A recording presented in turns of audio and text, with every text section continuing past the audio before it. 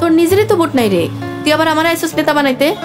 হ্যাঁ, চিত্রনায়িকা শবনম বুবলির সময় ভালো যাচ্ছে না। ব্যক্তিগত জীবনে টানাপোড়েনের মধ্যে সিনেমাতেও যেন রাহুর গ্রাস ভর করেছে। হলে দর্শক টানতেও ব্যর্থ হচ্ছেন তিনি। একে একে সব হারিয়ে নিঃস্ব হতে চলেছেন এই নায়িকা।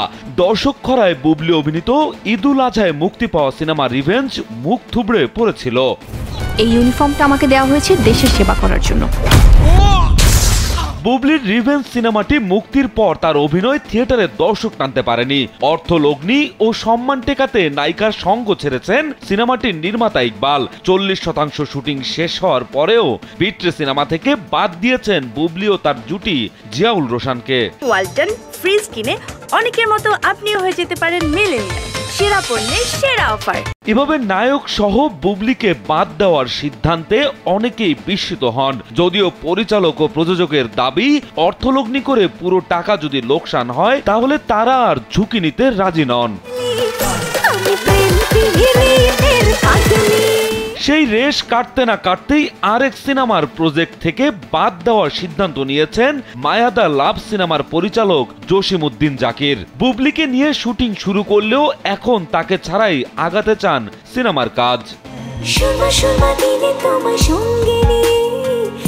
নির্মাতা জসিম জানান, মায়াদা লাভ 2 সিনেমাটি বুবলিকে বাদ দিয়েই নতুন করে রিশুট করবেন, কারণ সিনেমাটির একটি সংবাদ সম্মেলনের জন্য বুবলিকে পাওয়া যাচ্ছিল না।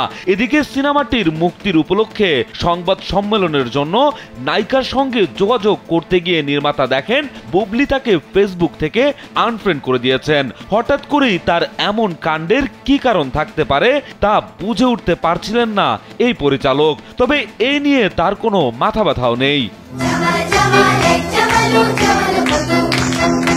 নির্মাতা জাকির জানান, সিনেমার প্রচারণার জন্য বুবলিকে একাধিকবার ফোন করেও পাওয়া যায়নি। নায়িকার অপেক্ষায় সিনেমার কাজ বন্ধ করে রাখতে নারাজ এই নির্মাতা। শেষ পর্যন্ত তাকে ছাড়াই সিনেমাটির কাজ শেষ করার সিদ্ধান্ত নিয়েছেন তিনি। এর আগে রোজারিতে মায়াদা লাভ মুক্তি পায়। সিনেমাটি শেষ করতে অনেক কাঠখড় পোড়াতে হয়েছিল নির্মাতাকে।